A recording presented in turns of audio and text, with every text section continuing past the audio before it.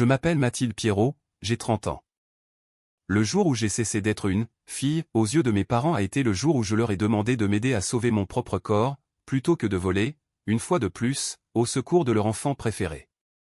Une semaine auparavant, ils avaient vidé leur épargne pour sortir mon frère de garde à vue après une interpellation en pleine nuit. Quand j'ai appelé, l'argent n'était plus là, la compassion non plus, et visiblement, leur désir de savoir si je devais entrer au bloc opératoire ou continuer à souffrir avait disparu avec le reste. J'étais dans mon appartement à Nantes, une main pressée contre mon flanc, écoutant mon père respirer dans le combiné comme si c'était moi qui l'ennuyais profondément. Puis, il a lâché cette phrase, froide, clinique, comme s'il choisissait entre changer un pneu ou jeter des restes de repas, si l'un de vous doit y passer, mieux vaut que ce soit toi que lui. Ma mère n'a même pas eu un souffle d'effroi. Elle ne m'a pas défendu. Elle a simplement dit, « Chérie, il faut que tu apprennes à te débrouiller toute seule. » Je me souviens avoir souri alors que ma vision se brouillait. « Merci », leur ai-je dit. « Maintenant, je sais exactement quelle est la valeur de votre affection. » Ils pensaient que c'était la fin. Ils pensaient que j'allais pleurer, supplier, peut-être emprunter de l'argent ailleurs, puis ramper pour reprendre ma place habituelle de « roue de secours » de la famille. Ce qu'ils ignoraient, c'est que depuis des années, j'étais les mains invisibles qui soutenaient bien plus de leur vie qu'ils ne l'ont jamais admis. Une semaine plus tard, un de mes gestes les a plongés dans une panique totale. Ma mère hurlait au téléphone. Mon père semblait à bout de souffle. Pour la première fois de ma vie, ils étaient terrifiés par ce que je pouvais faire ensuite. Avant de vous expliquer comment, dites-moi, quel temps fait-il chez vous en ce moment? Quel est votre état d'esprit à mesure que cette histoire se déploie? Je ne suis pas né dramatique, rancunière ou avide de vengeance. Je suis devenu cette version de moi-même, humiliation après humiliation, dans une famille où l'amour était toujours conditionnel et le pardon toujours réservé à une seule personne. Mes parents, Eliane et Douglas Pierrot, possédaient une entreprise de matériel nautique près de La Rochelle, fournissant des équipements aux loueurs de bateaux, aux équipages de pêche et aux marinas de la côte atlantique. Sur le papier, c'était l'entreprise de mon père. Dans les faits, elle tournait parce que quelqu'un devait s'occuper des licences, des formulaires de conformité, des assurances commerciales, des déclarations de charges sociales et de la pile interminable de contrats fournisseurs qui menaçaient de les engloutir. Ce quelqu'un, c'était moi. Je travaillais à temps plein comme archiviste pour un musée maritime, restaurant des livres de bord, des cartes et des correspondances trop fragiles pour des mains négligentes. Ce n'était pas glamour, mais j'adorais ça. Il y avait une honnêteté profonde à travailler sur des choses abîmées pour les aider à tenir debout. L'ironie, c'est que je passais mes journées à préserver l'histoire, et mes nuits à préserver, en silence, le présent de ma famille. Mes parents aimaient dire aux gens que j'étais la plus organisée, ce qui flattait l'ego jusqu'à ce qu'on réalise que cela signifiait simplement « travail non rémunéré ». Mon frère, Thomas, lui, avait 33 ans et restait l'urgence permanente de tout le monde. Thomas n'a jamais gardé le même emploi plus d'1 an. Il lançait toujours un projet, revendait un truc, courait après le gros coup. Une année, c'était le covering de bateau. L'année suivante, la revente de pièces en ligne. Puis, un partenariat de charter qui a fait faillite avant la fin de la première saison. Chaque fois qu'il se plantait, mes parents appelaient ça « la malchance ». Chaque fois que j'intervenais, ils appelaient ça « l'esprit de famille ». À 30 ans, j'avais rempli plus de dossiers pour Pierrot Nautisme que certains gestionnaires administratifs en 5 ans. Mon père jetait des dossiers sur mes genoux avec un grognement, « Tu es meilleur que moi dans ces paperasses ». Ma mère me transférait des mails intitulés « Dernier avis avant mise en demeure ». Puis elle m'envoyait un SMS, « Tu peux t'en occuper, ma chérie? Tu sais comment est ton père ». Thomas était pire, car il maîtrisait parfaitement la langue de la culpabilité familiale. Il n'exigeait jamais. Il jouait le désespoir. « Mathilde, tu es la seule qui a un cerveau dans cette famille. Mathilde, aide-moi juste cette fois. Mathilde, quand je serai sur pied, tu n'auras plus jamais à t'inquiéter. » Je m'inquiétais tout le temps pour lui, pour mes parents, pour la boîte, pour la maison, pour le fait que mon nom figurait sur plus de documents officiels que personne ne le savait. Des années plus tôt, quand le crédit de mon père avait vacillé et que l'assureur menaçait de rompre le contrat, j'avais signé comme contact de conformité parce que mon père m'avait supplié, jurant que c'était « temporaire ». Dans ma famille, temporaire signifiait « permanent » jusqu'à ce que je hurle. Je n'ai jamais hurlé. J'ai juste réparé. Puis ma santé a décliné. Au début, des douleurs par intermittence. Puis des épisodes si violents que je me pliais en deux au bureau, prétextant un besoin d'air. Après des mois d'examen, un spécialiste a tranché, il fallait opérer. Pas facultatif, nécessaire rapidement. Je me souviens être restée assise dans ma voiture devant la clinique, agrippée au volant. Pas par peur du diagnostic, mais parce que ma première pensée n'était pas la crainte. C'était l'argent. J'avais des économies, mais pas assez. Pas après des années à prêter, couvrir et boucher les trous qui n'étaient pas les miens. J'ai appelé ma mère en premier, car une part de moi, irrationnelle, croyait encore qu'une urgence médicale pèserait plus lourd que le dernier fiasco de Thomas. Elle a mis le haut-parleur, et j'ai entendu mon père en arrière-plan demander si l'avocat avait rappelé. C'est comme ça que j'ai appris que Thomas avait été arrêté la veille après avoir poussé un policier devant un bar de bord de mer, résistant à l'arrestation comme un idiot qui croit que les conséquences ne concernent que les autres. À midi, mes parents avaient vidé le reste de leurs économies pour le sortir de là. À 14 heures, j'étais devenue la fille égoïste au « mauvais timing ». J'ai dit à ma mère que j'avais besoin d'aide pour la compte de mon opération. Elle n'a même pas demandé combien. Pas maintenant, a-t-elle dit. Ton frère a besoin de nous. J'ai répondu, maman, j'ai besoin d'une opération. Puis mon père a pris le téléphone et a prononcé la phrase qui a brûlé la dernière parcelle de douceur en moi. Si l'un de vous doit y passer, mieux vaut que ce soit toi que lui. Il y a des moments qui ne font pas que blesser. Ils vous remodèlent. Je suis resté là, dans mon appartement, après que l'appel a pris fin, comprenant qu'aucune version future de cette famille ne me choisirait jamais en premier, à moins que cela ne leur coûte rien. J'aurais pu m'effondrer. J'aurais pu appeler des amis, supplier un service comptabilité d'hôpital, et continuer à jouer la comédie de celle qui endure tout en silence. Au lieu de cela, pour la première fois, je me suis figé. Vraiment figé. Parce que sous le choc et la peine, quelque chose de plus tranchant commençait à émerger. Mes parents pensaient avoir choisi Thomas plutôt que ma vie. Ce qu'ils avaient réellement fait, c'était me montrer où était cachée chaque poutre maîtresse de leur maison. Le lendemain, je me suis réveillé avec la douleur au flanc et une clarté que je n'avais jamais eue auparavant. D'habitude, quand ma famille me blessait, je passais des jours à traduire cela en quelque chose de plus doux. Ils sont stressés. Thomas est vraiment en danger. Cette fois, je n'ai pas gaspillé d'énergie à réécrire la réalité. Il l'avait pensé exactement comme il l'avait dit. Ma mère était d'accord, et j'avais passé des années à maintenir à flot des gens qui me laisseraient couler sans sourciller. J'ai appelé le musée pour dire que j'étais malade, j'ai fait infuser un thé que je n'ai pas bu, et j'ai ouvert mon ordinateur sur la table de la cuisine. Je n'ai pas commencé par la vengeance. J'ai commencé par l'inventaire. Chaque mot de passe, chaque déclaration fiscale, chaque calendrier de taxes, chaque compte fournisseur, chaque avis de renouvellement. Ce que j'ai découvert m'a rendu malade d'une autre manière. Je n'étais pas seulement en train de les aider. J'étais infiltré. Mon adresse email personnelle était le contact principal de nombreux dossiers de conformité. Mon numéro de téléphone était attaché à des notifications officielles. Une assurance majeure m'avait listé comme « liaison de conformité opérationnelle » parce que mon père avait besoin d'un historique administratif propre pour éviter l'explosion des tarifs. Le système s'était formé si lentement que je n'avais jamais réalisé l'ampleur du piège. Si je disparaissais demain, il ne perdrait pas seulement mon travail émotionnel. Il perdrait l'accès, le contrôle et la protection. Cette pensée aurait dû m'effrayer. Au lieu de cela, elle m'a apaisé. Vers midi, ma meilleure amie, Naomi, est passée avec de la soupe froide dans un thermos, avec ce regard que les gens ont quand ils savent déjà la vérité rien qu'au son de votre voix. Naomi était mécanicienne en aéronautique à l'aéroport régional et n'avait aucune patience pour le mot « famille » quand il était utilisé comme une arme. Je lui ai tout raconté, de l'acompte pour l'opération à l'argent de la caution, jusqu'à la phrase de mon père. Elle a posé le thermos sur le plan de travail et a dit très calmement « Alors, arrête de les sauver ». J'ai ri, car ça semblait trop simple. Je ne peux pas juste disparaître du milieu de tout ça. Naomi s'est adossée à sa chaise. Pourquoi pas? Parce que l'entreprise s'effondrerait. J'ai regardé autour de moi. Naomi, non. Sérieusement, Mathilde. Elle a pointé mon appartement du doigt comme si l'air lui-même était une preuve. tu as besoin d'une opération. Ils ont choisi ces menottes plutôt que ton corps. Pourquoi protèges-tu encore leur confort?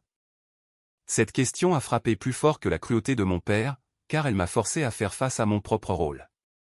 J'avais passé tant de temps à être utile que j'avais confondu utilité et valeur. Naomi voyait les choses différemment. Tu n'es pas en train de brûler leur boîte, a-t-elle dit. Tu es juste en train de t'éloigner du feu dans lequel ils te demandent de rester. Nous avons passé 2 heures à faire une liste. Pas de mesquinerie, des réalités concrètes. Je les informerai par écrit que je me retirais de toutes les responsabilités non salariées liées à l'entreprise. Je supprimerai mes coordonnées bancaires des comptes où j'avais avancé des frais. J'exporterai tous les documents et les enverrai dans un paquet propre pour que personne ne puisse crier au sabotage. Naomi m'a regardé au-dessus de l'écran, rien que ça suffit à les faire paniquer. Elle avait raison. Ce n'était pas du théâtre, c'était une question d'accès. Mes parents avaient construit leur vie en supposant que l'accès à moi ne finirait jamais. Ils utilisaient ma compétence comme les autres utilisent l'électricité, invisible, jusqu'à ce que le courant soit coupé. Les 3 jours suivants furent surréalistes. Je suis allé au travail, j'ai souri aux visiteurs, et en parallèle, j'ai construit le plan de sortie le plus méticuleux de ma vie. Le soir, après que les antidouleurs ont émoussé la douleur, je rédigeais des manuels de passation de pouvoir plus complets que tout ce que j'avais fait pour mon propre métier. Date de renouvellement, contact assureur, calendrier de paiement, numéro de permis, tout. J'ai créé des dossiers si clairement étiquetés qu'un étranger pourrait les comprendre.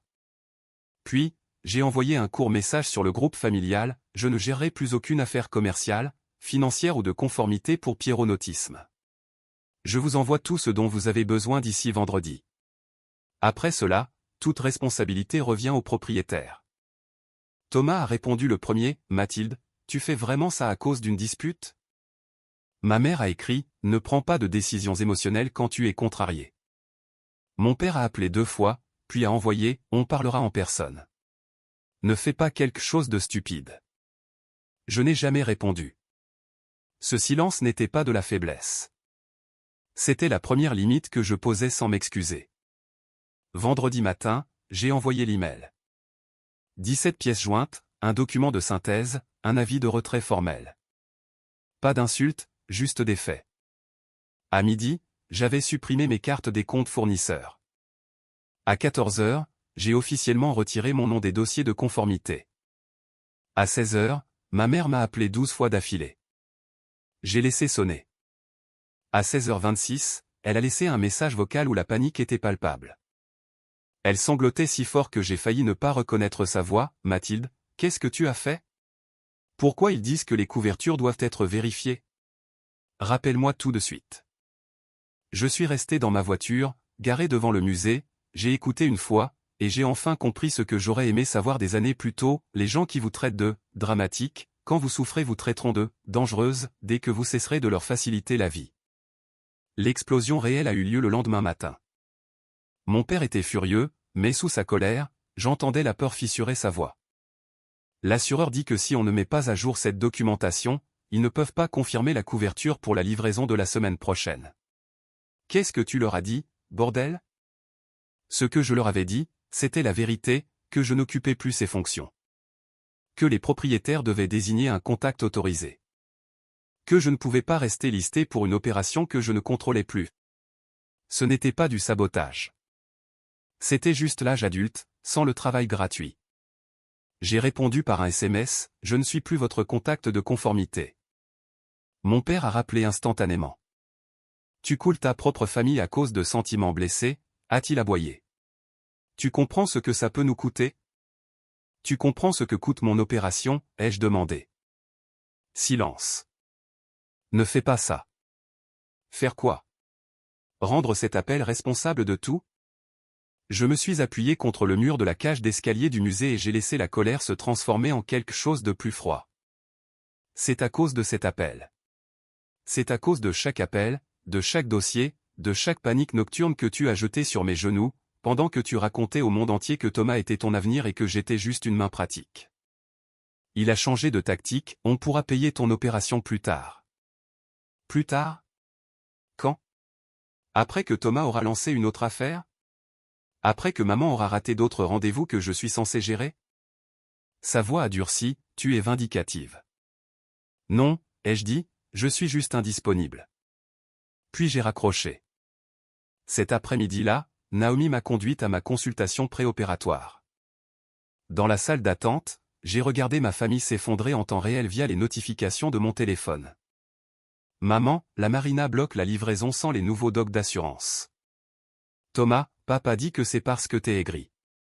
Papa, tu dois venir au bureau maintenant.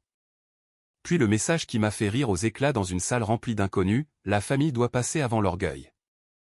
Naomi a jeté un œil et a murmuré, ça sort de la bouche de l'homme qui a préféré payer la caution d'un délinquant à ton opération? J'ai hoché la tête. La vérité, c'est que je tremblais sous la surface. Il y a une différence immense entre imaginer les conséquences et les entendre arriver.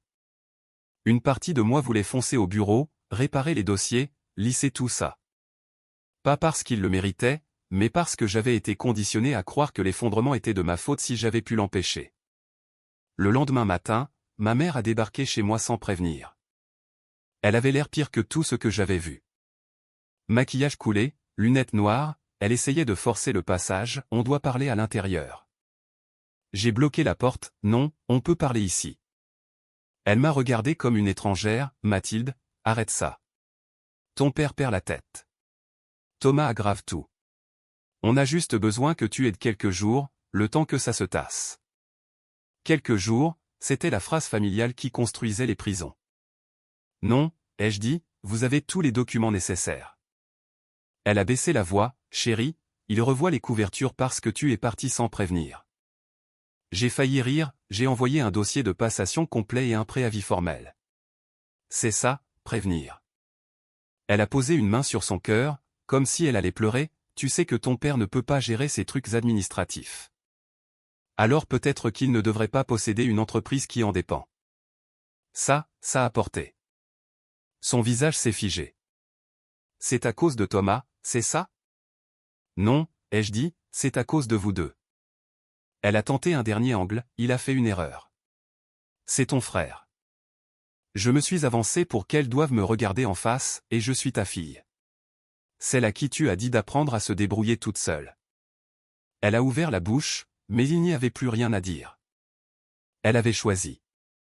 Mon père avait choisi. Thomas avait toujours été le fils qui méritait d'être sauvé, et j'avais toujours été la fille censée endurer. Elle est partie sans m'embrasser, sans s'excuser, sans demander comment allait ma santé. 1 heure plus tard, la panique a monté d'un cran. Des messages insultants de Thomas, des appels en hurlant de ma mère. J'ai attendu qu'elle s'épuise avant de répondre calmement, pourquoi, ai-je dit doucement. Vous feriez mieux de commencer à prier. Je n'avais pas préparé cette réplique. Elle est sortie froide comme de la glace, parce que pour la première fois, c'était eux qui faisaient face à un futur qu'ils ne pouvaient pas contrôler. J'ai raccroché et j'ai réalisé que mes mains ne tremblaient plus. La peur avait changé de camp. Elle ne vivait plus en moi. Elle vivait en eux. 2 jours plus tard, mon père a exigé une réunion de famille. J'ai décidé d'y aller pour une seule raison, j'en avais assez d'être discuté comme un dysfonctionnement de machine au lieu d'être traité comme une personne. Naomi a insisté pour conduire, tu n'entres pas dans ce bâtiment seul. Elle s'est garée en face du bureau et m'a dit qu'elle serait à 10 mètres si les voix montaient. Je la croyais, et ça m'a aidé. Le bureau empestait la poussière, le sel et le stress ancien. Mon père faisait les 100 pas. Ma mère était assise avec un dossier devant elle. Thomas était affalé contre un meuble, avec l'arrogance de quelqu'un qui n'a jamais vraiment payé pour rien. Mon père a commencé dès que j'ai franchi le seuil, assieds-toi. Je suis resté debout. Dis ce que tu as à dire. Il a pointé le dossier, à cause de toi, l'assureur a bloqué notre politique commerciale. À cause de toi, la Marina a retardé la commande MC Criri. À cause de moi? Ai-je répété? Non, à cause d'années passées à vous laisser faire mon travail. Thomas a levé les yeux au ciel, Jésus, Mathilde, tu te prends pour la fondatrice de la boîte? Je me suis tourné vers lui si vite qu'il s'est tu, je l'ai maintenu dans la légalité. C'est plus que ce que tu as jamais fait pour elle. Ma mère a tenté d'adoucir, personne ne dit que tu n'as pas aidé. Aider? Le mot m'a frappé comme une gifle. Aider, c'est ce que quelqu'un fait une fois. C'était du labeur. Des années de labeur. Mon père a frappé la table, tu ne peux pas débarquer ici et parler comme si on t'avait exploité. Alors comment appellerais-tu ça? Parce que moi, je peux te dire comment ça faisait. Ça faisait l'effet d'être la personne qui gardait vos permis propres, vos assurances à jour, vos dossiers fournisseurs organisés, et les désastres de ton fils contenus. Pendant que vous agissiez tous comme si je devais être reconnaissante d'être utile. Je n'ai jamais demandé à ce que tu sois obsédé, a lancé Thomas. Naomi, visible par la fenêtre, a ri d'incrédulité. Je l'ai ignoré, non, tu demandais juste que je répare tout à chaque fois que tu fracassais tout. Ma mère s'est levée, Mathilde, s'il te plaît, baissons le ton. Je l'ai regardé et quelque chose en moi s'est brisé d'une manière nouvelle, tu n'as toujours pas demandé comment je vais. Silence. Mon père a détourné le regard en premier. Thomas s'est agité. Quoi? Mon opération? Ai-je dit. Mon corps, ma douleur, la chose pour laquelle je vous ai appelé avant que papa dise qu'il valait mieux que je meure plutôt que Thomas ne subisse de conséquences. Le visage de mon père s'est durci, je n'ai pas dit meurt. Tu as dit, si l'un doit y passer, mieux vaut toi que lui. Il n'a rien dit. Il n'y avait rien à dire. Ma mère a pris une inspiration tremblante, on était sous pression. Moi aussi. Et vous n'avez jamais réalisé que je comptais. Tu es sérieuse, tu fais exploser l'entreprise familiale pour une phrase maladroite, a demandé Thomas. Je me suis rapproché de lui comme jamais, non, Thomas. Je prends du recul parce que, pour la première fois, je t'ai cru. Il a ri, mais c'était un rire nerveux, tu penses que la paperasse de papa compte plus que la famille. Non. Je pense que la famille aurait dû compter avant que j'aie besoin d'une opération. Mon père a changé de visage, de la colère à quelque chose de plus dangereux. L'humiliation. Qu'est-ce que tu veux, a-t-il demandé. Je veux sortir. Ma mère a eu l'air d'avoir reçu un coup, sortir de quoi? De tout. De l'entreprise, des obligations silencieuses, des appels d'urgence, de l'idée que ma vie est une ressource à consommer. Mon père a ricané, tu es mélodramatique. Non, je suis juste en retard. Puis je leur ai annoncé ce que mon avocat préparait, je ne voulais plus seulement me retirer, je voulais mon nom rayé de chaque record de conformité, de chaque police, de chaque responsabilité empruntée. S'il y avait des délais pour eux, ce n'était pas une punition, c'était le retour à la réalité. Mon père me regardait comme si j'étais devenu une inconnue. Peut-être que je l'étais devenu. Ma mère s'est rasseignée sur sa chaise. Thomas a grommelé, c'est de la folie. Je l'ai regardé et j'ai lâché ce qu'il évitait depuis toujours, non, la folie, c'est de se faire arrêter et d'être toujours considéré comme le meilleur investissement de cette famille. Personne n'a eu de répartie. Je suis sorti avant qu'ils ne puissent se regrouper. Naomi a ouvert la porte de la voiture, c'était comment? J'ai bouclé ma ceinture et j'ai regardé l'enseigne délavée que mon père aimait plus que la plupart des gens, pire que ce que je pensais, ai-je dit. Mais mieux aussi. Parce que pour la première fois, je leur ai parlé dans la langue de la vérité au lieu de celle de la survie. Et une fois que la vérité est dite dans une pièce comme celle-là, elle ne rentre plus dans les murs. Mon opération a eu lieu 3 jours plus tard. Non pas parce que ma famille a aidé, mais parce que Naomi m'a poussé à demander un échelonnement de paiement à l'hôpital. Mon chef au musée m'a avancé des congés. J'ai fait ce que ma mère m'avait conseillé, mais de la manière la plus cruelle possible, je me suis occupé de moi. Le matin de l'intervention, au lieu de la peur du bloc, j'ai ressenti un immense chagrin.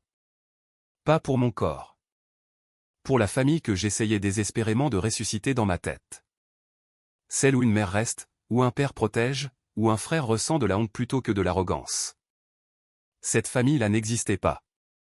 Après l'opération, mes parents ont envoyé un SMS, ma mère a demandé si ça s'était bien passé. Mon père a ajouté, il faudra revoir les problèmes de gestion quand tu seras sur pied. Pas, est-ce que tu vas bien? Pas, désolé. Juste de la logistique. Ce message a guéri quelque chose en moi plus vite que n'importe quel médicament. La convalescence m'a laissé trop de temps pour penser. Les conséquences se multipliaient de leur côté. L'assureur exigeait une revue directe par les propriétaires. Un fournisseur a suspendu les délais de paiement. La marina a retenu une commande importante. Mon père me laissait des messages vocaux de plus en plus frénétiques, me blâmant pour tout. Mais la vérité était plus simple, le système reposait sur une personne qui travaillait gratuitement sous l'illusion que la gratitude arriverait un jour. Une fois cette personne partie, tout a révélé son état réel. Thomas a été le premier à craquer publiquement. Il a débarqué chez moi un soir, sentant l'alcool, frappant à la porte assez fort pour que Naomi attrape son téléphone. J'ai ouvert. J'en avais assez d'avoir peur de gens qui auraient dû m'aimer. Thomas a regardé la telle chirurgicale sur ma chaise, a vu mon visage pâle, et a quand même commencé par lui-même, « Papa dit qu'on va perdre le contrat MC Criri. Alors papa aurait dû apprendre le système qu'il possède, ai-je dit. Tu agis comme une martyre parce que maman et papa essayaient de me sauver. Est-ce que tu t'entends parler? Tu as toujours détesté qu'il m'aime plus, a-t-il lancé. Cette phrase m'aurait dévasté un mois plus tôt. Maintenant, elle clarifiait tout, non, j'ai détesté qu'il t'apprenne que l'amour devait me coûter ma vie. Il a sursauté. Tu penses que tu les punis? Tu punis tout le monde. Non, ai-je dit, je refuse de subventionner le mensonge. Il est parti furieux, frappant la rampe d'escalier comme un enfant trop grand. 2 jours plus tard, ma mère a appelé. Pour la première fois, elle sonnait vieille. Pas polie, pas blessée, pas manipulatrice. Juste épuisée, je ne sais pas comment réparer tout ça, a-t-elle admis. Dans une autre vie, ça m'aurait touché. Mais j'avais appris à écouter ce qui n'était pas dit. Elle ne s'excusait toujours pas. Elle voulait de l'aide déguisée en vulnérabilité, alors embaucher des gens, ai-je dit. C'est ce que font les entreprises quand elles ont besoin de travail.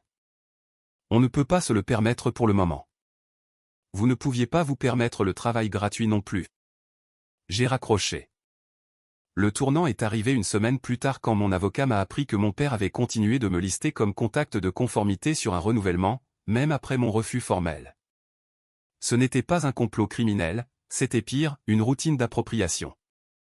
Il avait simplement supposé que mon consentement était permanent. Cette découverte a éteint le dernier fil de culpabilité que je portais encore. Je n'étais pas dans l'excès. J'avais été traité comme un outil assez longtemps pour que le propriétaire oublie que les outils peuvent quitter l'atelier. La lettre de mon avocat fut cinglante, toute utilisation ultérieure de mon nom serait contestée immédiatement. Quand elle est arrivée, mon père a arrêté d'appeler pendant 2 jours. Le silence était étrange, comme après une tempête. Puis ma mère a envoyé un seul message, « Tu portais vraiment plus de choses que je ne le réalisais. » Je l'ai regardé longtemps. Ce n'était pas une excuse, mais c'était une vérité. Je n'ai pas répondu. À la fin de la semaine, je pouvais marcher un peu mieux. Je pouvais tenir debout pour me faire à manger. Je pouvais respirer sans m'attendre à ce que ma famille transforme chacun de mes besoins en une preuve contre moi. Et quelque chose d'autre avait changé, la vengeance, j'ai réalisé, n'était pas la satisfaction hurlante que j'avais imaginée. Elle était plus calme, plus froide, plus complète. C'était de voir les gens affronter le poids des responsabilités qu'ils m'avaient toujours fait porter, et de réaliser que je n'étais plus dessous. L'effondrement final n'est pas arrivé dans une scène glorieuse. Il est arrivé par accumulation. Le contrat MC Criri est allé chez un autre fournisseur. Mon père a dû payer plus cher pour des conditions moins favorables, ce qui l'a rendu fou de rage, car l'argent devait maintenant remplacer mon travail gratuit. Ma mère a raté 2 rendez-vous médicaux qu'elle prétendait ne pas pouvoir gérer sans moi. Pour la première fois, j'ai laissé cela être son problème. Thomas, privé de son excuse préférée, a fait faillite en 2 mois et est retourné vivre chez mes parents, ce qui a enfin fait voir à mon père ce que je voyais depuis des années, non pas un fils incompris, mais un gouffre financier à taille humaine. Le mot s'est répandu à Nantes, car les communautés maritimes aiment les ragots plus encore que prétendre qu'ils ne s'y intéressent pas. On a appris que Pierrot Nautisme avait perdu des contrats clés. Mon père a arrêté de plastronner au café du port. Ma mère postait moins, souriait moins, et n'a plus jamais dit à personne que sa famille était toujours là pour les autres. 6 semaines après mon opération, elle a demandé à me voir pour un café. J'ai failli dire non. On s'est vu près du jardin des plantes par une matinée grise. Elle semblait plus petite. Ton père pense toujours que tout ça est parce que tu es en colère, a-t-elle dit. Je sais mieux maintenant. Pourquoi tu me dis ça maintenant, ai-je demandé. Parce que je pensais que si j'attendais, tu reviendrais et que tout redeviendrait facile. Et maintenant je sais que tu ne reviendras pas. Honnête. Brutale. Tardive. J'ai apprécié l'honnêteté plus que n'importe quelle fausse excuse. Mon père n'a jamais eu ce courage. Il a envoyé un SMS 3 jours plus tard, ta mère dit que je te dois des excuses. Je suis désolé pour la façon dont les choses ont été dites. Voix passive, pas de responsabilité, pas de mention de l'opération. Typique de lui, même dans le regret. Thomas ne s'est jamais excusé. Des mois plus tard, il m'a envoyé un message pour me demander si je connaissais quelqu'un qui pourrait l'aider à se reconvertir dans le conseil en logistique. J'ai ri si fort que j'ai failli pleurer, puis j'ai bloqué son numéro. Le temps a fait ce que la confrontation ne pouvait pas, il a rendu la mythologie familiale impossible à maintenir.